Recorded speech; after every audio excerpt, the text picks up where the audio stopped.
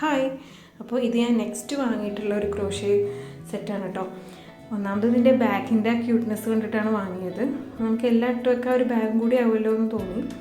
മെയിനായിട്ട് ഇതിൽ ഉള്ളത് നമുക്കൊരു ഹുക്കിൻ്റെ ഒരു സെറ്റ് തന്നെ ഉണ്ട്. 2mm നിന്ന് സ്റ്റാർട്ട് ചെയ്തിട്ട് 6mm വരെയുള്ള ഹുക്കുകളാണ് ഇതിലുള്ളത്.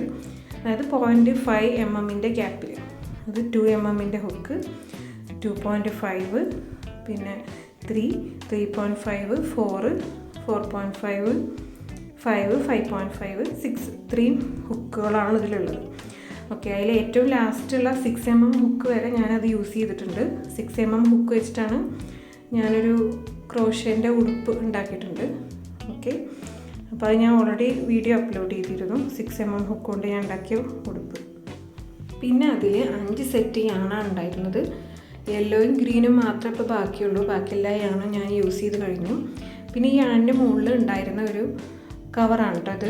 ഇതിനാകെ ഒരു ഹുക്ക് സൈസ് മെൻഷൻ ചെയ്തത് മാത്രമേ മനസ്സിലാവുന്നുള്ളൂ, വേറെ ഒന്നും മനസ്സിലാവുന്നില്ല കാര്യമായിട്ട്.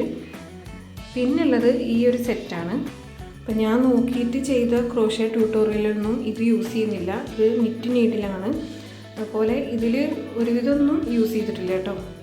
ഇത് എനിക്ക് തോന്നുന്നു സ്വെറ്ററൊക്കെ ഉണ്ടാക്കാൻ വേണ്ടി യൂസ് ചെയ്യുന്നതാണ് തോന്നുന്നുണ്ട്. അങ്ങനെ എന്തൊക്കെ വീഡിയോസ് ഞാൻ കണ്ടിട്ടുണ്ട്. പിന്നുള്ളതെന്ന് പറഞ്ഞു കഴിഞ്ഞാൽ ഇതും വേറൊരു ടൈപ്പ് നിറ്റ് നീഡിലാണ്. ഇതൊന്നും ഞാൻ യൂസ് ചെയ്തിട്ടില്ല കേട്ടോ. ഇതും എനിക്ക് പ്രത്യേകിച്ച് ഇതിനെ പറ്റിയൊന്നും വലിയ അറിവില്ല. ഓക്കെ, പിന്നെ എനിക്ക് ആകെ യൂസ്ഫുൾ ആയിട്ടുള്ളത് അതിനകത്തുള്ള ഡാണി നീഡിലും അതുപോലെ തന്നെ നമ്മുടെ സ്റ്റിച്ച് മാർക്കറും. അത് അത്യാവശ്യം ഉണ്ടായിരുന്നു. പ്ലാസ്റ്റിക്കിൻ്റെ ഡാണി നീഡിലാട്ടോ ഇതിനകത്തുണ്ടായിരുന്നത്. ഓക്കെ, പല ഷെയ്ഡുള്ള പല സൈസിലുള്ള സംഭവങ്ങൾ ഉണ്ടായിരുന്നു. ഇതാണ് മെയിനായിട്ട് എനിക്ക് യൂസ്ഫുൾ ആയിട്ടുള്ളത്. പിന്നുള്ളത് ഇത് ഹുക്ക് സൈസ് കണ്ടുപിടിക്കാനുള്ളതാണെന്നാണ് എൻ്റെ റിസർച്ചിൽ നിന്ന് മനസ്സിലായത്. പിന്നെ ഇത് മൈന്യൂട്ടായിട്ടുള്ള വളരെ ചെറിയ ഹുക്കുകളാണ് കേട്ടോ. ചെറിയ സൈസിൽ, അതായത് 2 താഴെയുള്ള സൈസിലുള്ള ഹുക്കുകളാണ് ഇതിനകത്ത് വരുന്നത്. ഇതും ഞാൻ അത്ര യൂസ് ആക്കിയിട്ടില്ല. ചെറിയ ചെറിയ യാണുകൾ വാങ്ങുകയാണെന്നുണ്ടെങ്കിൽ ഇത് യൂസ്ഫുൾ ആകും. അതായത് 4 പ്ലേയുടെ യാണാണ് ഞാൻ ഇതുവരെ ഉപയോഗിച്ചിട്ടുള്ളത്. അതിലും ചെറിയ യാണ് വാങ്ങുകയാണെന്നുണ്ടെങ്കിൽ അത് യൂസ്ഫുൾ ആവും. പിന്നുള്ളത് ഈ ഒരു സിസറും പിന്നെ മെഷറിങ് ടാപ്പുമാണ് കേട്ടോ.